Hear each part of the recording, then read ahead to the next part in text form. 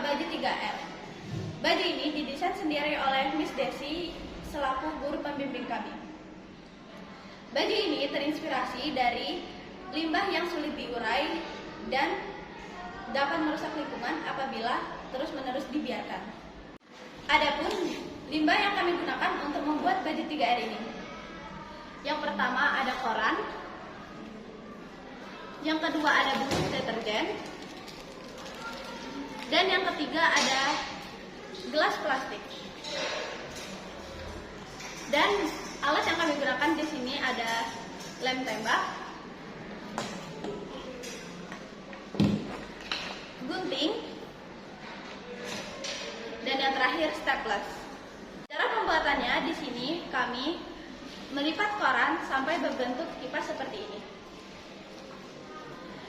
Dan yang kedua, deterjennya kami lipat-lipat dan kami jahit seperti ini.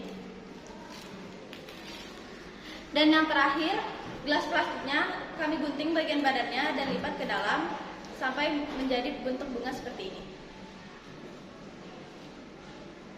Sekian sedikit penjelasan dari saya. Untuk video lengkapnya kalian bisa tonton video berikut. Assalamualaikum warahmatullahi wabarakatuh.